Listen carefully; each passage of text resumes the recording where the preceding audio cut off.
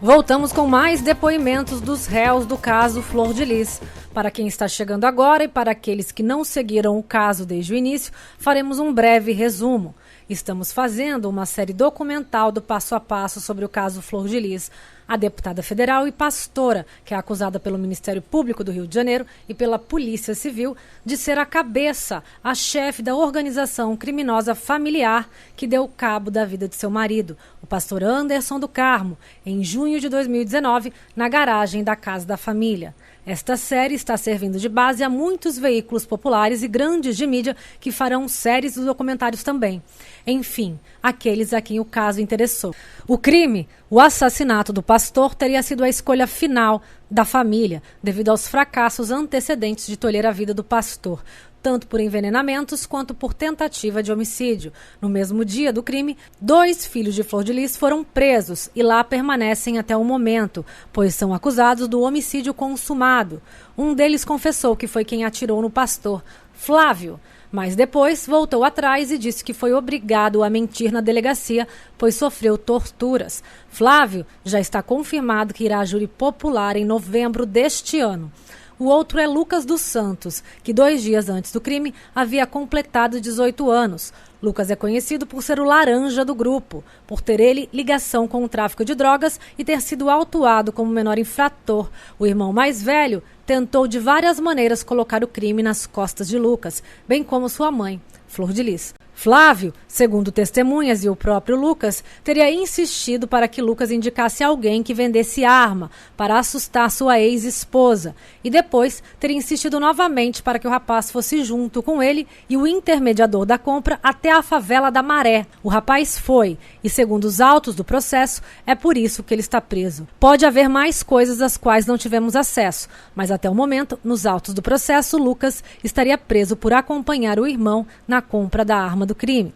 Anteriormente, outras irmãs de ambos haviam insistido para que Lucas desse fim na vida do pai em troca de dinheiro, também porque eles estariam estremecidos devido ao fato do rapaz ter entrado para o crime de tráfico de drogas. Lucas havia se indignado e mostrado as mensagens com as propostas à sua ex-patroa, irmãos e até mesmo à sua mãe, Flor de Lis, que pediu, segundo ele, que apagasse as mensagens. Flávio, na noite do crime, teria ligado para Lucas na madrugada, perguntando se foi ele que havia matado o pastor, para ele confessar, o que seria, segundo os delegados ouvidos, mais uma tentativa de incriminar o rapaz por parte dos familiares.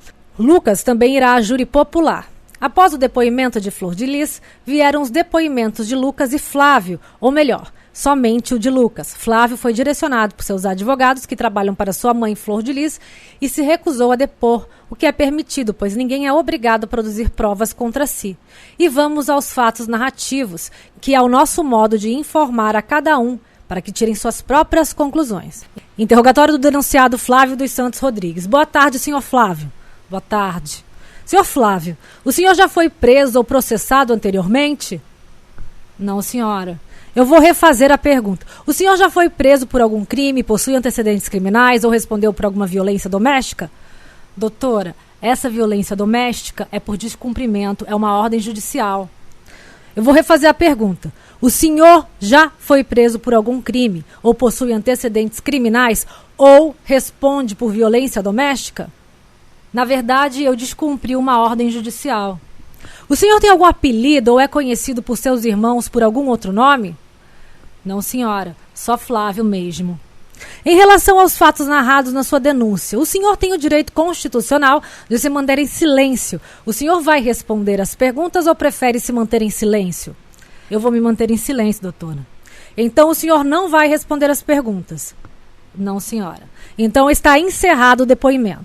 Interrogatório do denunciado Lucas César dos Santos. Boa tarde, Lucas. Boa tarde. O Ministério Público, junto com o assistente de acusação, querem indagar o senhor se o senhor tem algum constrangimento de dar o seu depoimento na presença da deputada Flor de Lis quanto seu filho Flávio. Não, senhora. Não faz diferença para você então, né? Eles podem permanecer aqui. Para mim não faz diferença não. Adendo. Lembramos que Flor de Lis se recusou a responder perguntas da acusação, seja pelo Ministério Público e Ângelo Máximo, respondendo somente as das defesas. Lembrando também que muitos dos depoentes que no plenário estiveram se recusaram a prestar depoimento na presença dos réus, eles tendo então que ser retirados do local. Depoimento do denunciado Lucas César dos Santos Souza. Senhor Lucas, o senhor já foi preso ou denunciado antes? Já fui, sim, senhora, quando era menor. Quando menor, o senhor respondeu por quais atos infracionais? Tráfico de drogas. Mais de uma vez? Não, senhora, só uma. Tem algum apelido ou é conhecido por algum outro nome? Tenho, Pirulito. Não entendi. Pirulito, é isso? Sim, senhora. Com relação aos fatos narrados na denúncia, o senhor tem o direito constitucional de se manter em silêncio. O senhor vai se manter em silêncio ou quer responder às perguntas? Sim, senhora, eu quero. Os fatos narrados são verdadeiros, lembrando que no caso do senhor, são 2 processos. O senhor já havia sido denunciado em primeiro processo, juntamente com Flávio, referente ao homicídio consumado. E aqui estão sendo imputados os outros crimes. O senhor tem ciência disso, não é? Mas com outros réus, que respondem também neste processo aqui, de homicídio consumado, da mesma forma que o senhor responde no primeiro processo. Então, serão feitas perguntas tanto desse processo quanto do processo principal, digamos assim. Inicialmente, com relação às tentativas de homicídio por envenenamento, o senhor teve ciência? Não, senhora. O senhor não teve ciência desses fatos? Não, senhora. Nunca soube de estar sendo colocado nenhum tipo de substância na comida do pastor? Não, senhora. O senhor morou na residência de quando a quando?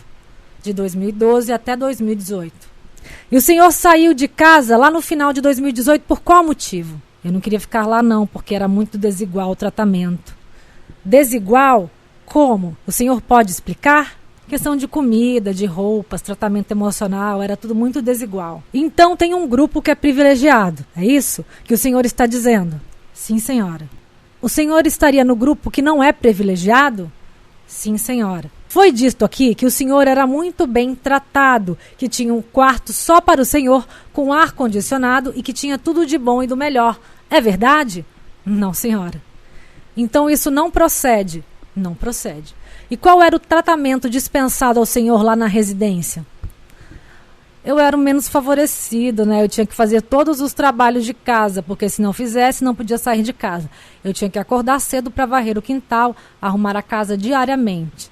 Então essas funções só eram dadas ao senhor e aos outros filhos, digamos, menos favorecidos. Sim, senhora. E esse grupo dos menos favorecidos tinha algum filho biológico? Não, senhora. Então todos os filhos biológicos eram do grupo privilegiado? Sim, senhora. Então o senhor saiu de casa em razão deste tratamento? Sim, senhora. O senhor se envolveu com o crime? Sim. Se envolveu com o tráfico? Sim. Em qual localidade? Em Pendotiba, na comunidade da Cocada. É qual facção lá? É o Comando Vermelho. Em razão desse seu depoimento com a criminalidade, foi solicitado ao senhor algum tipo de serviço, digamos assim, a indicação de alguma pessoa ou de algum criminoso que praticasse um delito específico? A senhora diz homicídio? O senhor tem que responder a pergunta. Teve sim. Da Marzi. A Marzi me procurou no começo de 2019, no final de janeiro. A Marzi procurou o senhor. E como que ela procurou o senhor? Foi pessoalmente? Foi por telefone? Foi por mensagem? Como é que ela procurou o senhor? Ela me procurou através da Regiane, porque a Regiane era a única que tinha o meu número de telefone. Ela ligou para a Regiane e perguntou se ela tinha o meu número. Aí a Regiane me ligou falando que a Marzi queria falar comigo e se ela poderia passar o meu contato para ela. Aí eu respondi sim. Então ela ligou e passou o meu número. Aí logo em seguida, a Marzi passou mensagem para mim, dizendo que queria muito falar comigo e perguntou se poderia me ligar. Eu respondi que não podia atender, porque estava ocupada no momento e só poderia me comunicar escrevendo. Aí ela foi e começou a falar, porque lá eles chamavam o Anderson de Niel, e ela falou que o Niel estava atrás de mim, porque eu tinha deixado um carro lá na rua, lá de casa, e que ele iria dar parte de mim, porque eu tinha deixado um carro lá. Tinha deixado o quê? Um carro que eu andava. Aí ela falou que o Niel estava atrás de mim e que ele queria ir na delegacia da parte de mim e queria saber onde é que eu estava. O senhor ficou sabendo de uma audiência na Vara da Infância e Juventude? Sim, senhora. E o senhor não foi nessa audiência por quê? Eu estava no tráfico.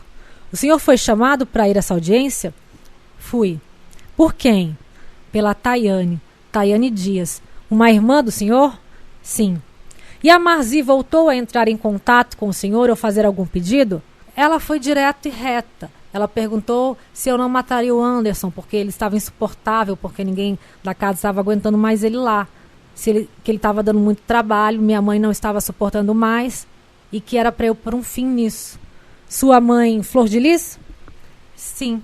Eu falei para ela que essas coisas eu não fazia não. Essas coisas eu não fazia não. E o que seria pôr um fim nisso? Matá-lo. Matar ele. E ela chegou a oferecer algum tipo de dinheiro ao senhor? Ela me ofereceu 10 mil reais mais uns relógios que ele tinha. 10 mil reais mais uns relógios. Esses relógios seriam de quem? Do meu pai. E ela chegou a mandar mais alguma mensagem para o senhor? Aí ela me mandou 4 prints, e nesses 4 prints, na foto de fundo, tinha a foto da minha mãe com um vestido azul ao lado de um leão. E no nome do contato estava escrito, minha rainha. Estava escrito assim no final, fala com ele, Marzi, convence ele. É só ele entrar, simular um assalto, matar e levar o carro embora. Some com o carro e leva as coisas. Eu respondi que isso não me interessava, que não ia fazer essas coisas não. Então ela mandou o print para o senhor também, não é? Sim, senhora. Sim. E esses prints seriam de quem? Da minha mãe. E ela teria mandado diretamente essas mensagens? Sim, ela mandou diretamente para a Marzi e a Marzi para mim. Aí, mais tarde, a Regiane mandou uma mensagem perguntando o que a Marzi queria de mim. Aí eu fui, mandei um print para a Regiane e a Regiane falou, você não vai fazer isso não é, Lucas? Eu respondi que não ia fazer não. Aí acabou a conversa.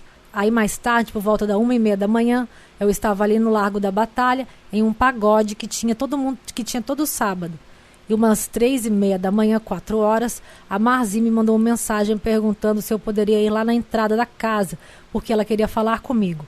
Como eu já disse, já estava indo embora. Eu falei, tá bom, vou passar por ali rapidinho. Quando eu cheguei lá na porta da casa, ela já estava na porta me esperando. Aí ela veio perguntando para mim, e aí, cara, você não vai fazer o negócio para mim, não? E eu respondi para ela, não, Marzi, eu não vou fazer nada disso aí, não. Tô fora disso aí. Então ela respondeu, tá bom, e eu fui embora. Fui para casa dormir. Quando foi de tarde, o Daniel me ligou, o Danielzinho. Eu falei com ele que estava em casa. Então ele me falou para eu ficar esperto, porque a Marzi estava falando aqui que viu você entrar aqui dentro da casa ontem e que falou que você ia matar a Simone e a Lohane. Aí eu falei para ele, ah é? Ela tá falando isso? Tá beleza então, tá tranquilo.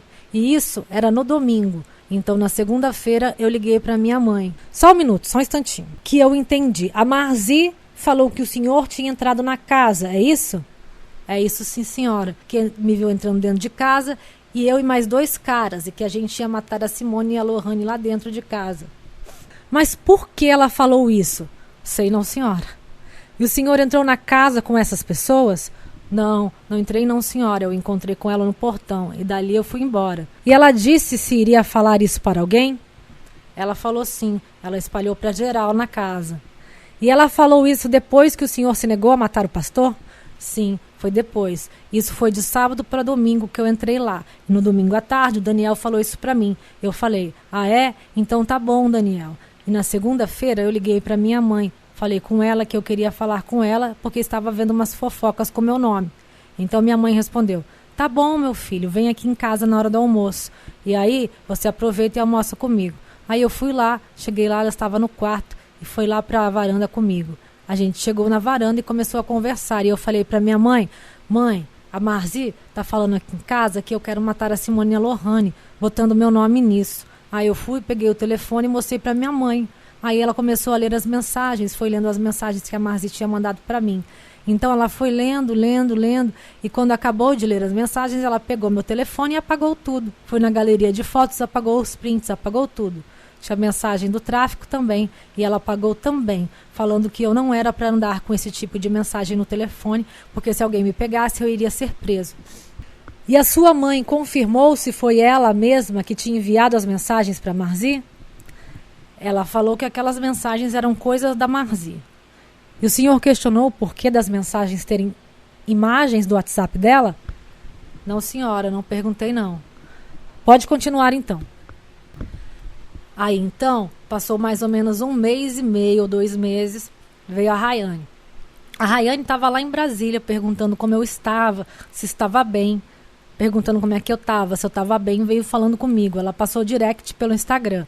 Aí ela perguntou o meu número de telefone, eu passei para ela lá.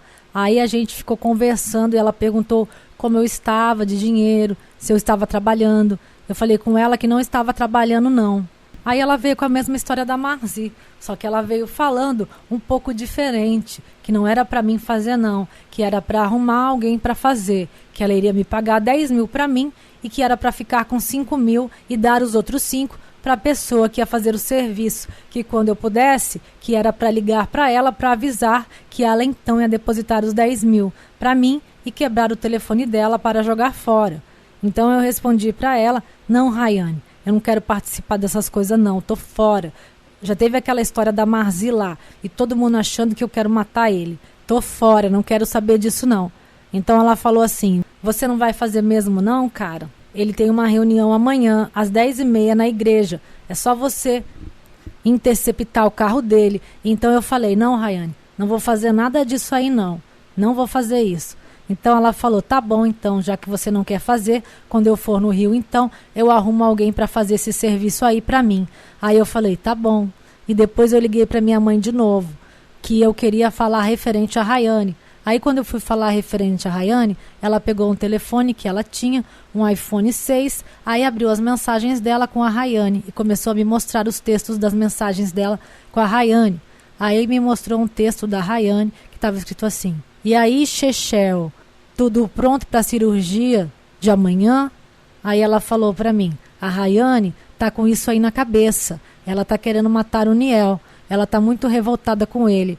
Aí eu falei para minha mãe, mas eu só não quero que me metam nisso aí não, eu não quero que fiquem me metendo nisso aí não, porque já tem um monte de gente achando que eu quero matar ele por conta daquela coisa da Marzi.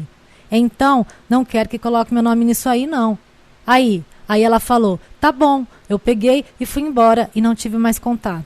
Então o senhor recebeu 2 propostas diferentes. Uma para matar o pastor e executar o crime diretamente e outra para o senhor indicar uma pessoa para fazer, para praticar o crime. É isso? É isso aí, senhora.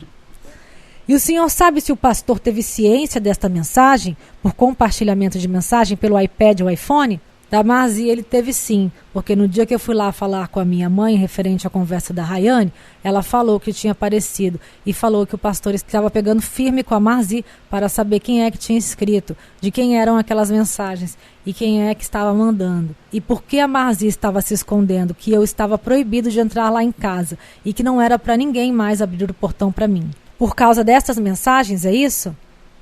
Sim, senhora, é isso. O Flávio pediu para o senhor comprar alguma arma ou pediu para o senhor intermediar a compra de alguma arma? O Flávio, na verdade, é que foi me procurar. Acredito que no finalzinho de maio ou comecinho de junho de 2019. Eu estava em casa, estava quase no horário de eu ir para o morro. Quando eu cheguei no morro, o moleque que estava lá, o Léo, me falou que tinha um cara, um playboy, que estava me procurando.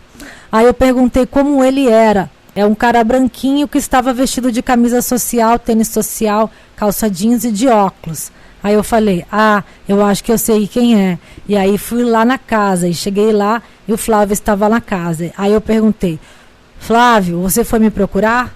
Ele falou, sim, fui lá te procurar porque eu estava querendo falar contigo. Eu estou sofrendo algumas ameaças aí. O irmão da Tatiana está falando que vai me matar, que vai fazer acontecer. Aí ele me perguntou se eu não sabia de alguém que tinha alguma arma para vender. Eu respondi para ele que contato assim não tinha não. Aí ele falou, se você não sabe quem arranja uma por aí não? Eu respondi que isso era difícil de arranjar, que eu não sabia não. Então ele falou, tá bom. Daí eu saí e fui embora e depois de alguns dias ele me mandou uma mensagem perguntando se eu tinha conseguido alguma coisa para ele. Eu falei que não tinha esses contatos não. Aí ele ficou insistindo, até uma semana antes do ocorrido, do crime. Ele ficava me mandando mensagem desesperadamente. Aí eu fui lá e falei para ele, cara, vou ver para você. Aí eu mandei mensagem pro Daniel Soter, porque ele tinha comentado comigo alguns dias atrás que ele conseguia comprar arma. Aí eu mandei uma mensagem para o Daniel perguntando se ele tinha contato de alguém que vendesse arma. Então ele falou para mim que tinha. Então eu falei para ele que tinha um cara querendo comprar a arma e mandei o contato do Flávio para ele. Era uma quinta-feira. Na sexta-feira de tarde, o Flávio me mandou mensagem perguntando onde eu estava. Onde que eu estava? Eu falei para ele que estava aqui no morro, no alto do morro. E ele me falou que queria encontrar comigo, se eu não podia descer. Aí eu falei para ele que estava a pé. Então ele falou, vai descendo que eu vou aí te buscar. Então o Flávio falou que queria que eu fosse no Rio com ele. Aí quando eu cheguei lá embaixo, ele estava lá esperando. Então eu entrei no carro e fui com ele. Quando a gente chegou lá fora, na estrada principal, na Caetano Monteiro, ele falou assim para mim, vamos aguardar aqui que o Daniel tá chegando. Ele vai lá com a gente para buscar a arma. Aí eu falei, conseguiu comprar? Ele falou, consegui. Aí depois de 10 minutinhos, o Daniel chegou. Aí o Daniel entrou no carro e perguntou para ele, e aí, cara, está com o dinheiro aí? Aí o Flávio foi e mostrou o dinheiro pro Daniel. Aí mostrou o dinheiro que estava no bolso dele, na camisa social, e a outra parte do bolso, da calça. Então o Daniel falou, vamos contar o dinheiro aí. E o Flávio respondeu que não precisava, que o dinheiro estava certinho. E falou para irmos embora. Então a gente foi, parou ali perto do Shopping Futura, abasteceu o carro, aí fomos lá para Maré. Quando a gente chegou lá, nós paramos e a gente desceu do carro do Flávio e fomos para o carro do Daniel. Nós andamos mais um pouco, aí o Daniel parou o carro perto de um barzinho lá e desceu. E foi lá para falar com um cara que estava esperando lá. O cara pegou o telefone e falou com alguém. E pouco depois chegou outro cara, um cara de moto. Aí esse cara pegou a arma, que estava em uma bolsa plástica, e entregou na mão do Daniel. Aí o Flávio pegou também, deu dinheiro na mão do Daniel. Aí o Daniel pegou a pistola e colocou em cima de uma bancada que tinha lá. E começou a contar o dinheiro. Aí ele contou o dinheiro e depois pegou uma munição e colocou dentro do carregador. E deu para o Flávio. Aí então nós fomos embora. Quando a gente chegou no carro do Flávio, o Flávio pegou e colocou a pistola dentro de uma bolsa vermelha. Tirou o rádio fora e encaixou a pistola atrás do rádio. E aí a gente veio embora e o Daniel veio na frente. Você sabe quanto que ele pagou na arma? 8.500. O senhor dividiu esse valor com ele ou chegou a pagar alguma parte dessa arma? Não, senhora. Qual foi a arma? O senhor sabe identificar qual foi a arma que o Flávio comprou?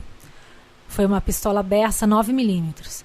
E o Flávio chegou a dizer para o senhor, em algum momento, que teria adquirido essa arma para matar o pastor? Não, senhora. E depois dos fatos, o Flávio chegou a confessar para o senhor que foi ele quem executou os disparos na vítima? Ele falou para mim lá na delegacia que a Simone falou para ele que o pastor estava abusando da Rafaela. E a Rafaela é filha da Simone, não é isso? Sim, senhora.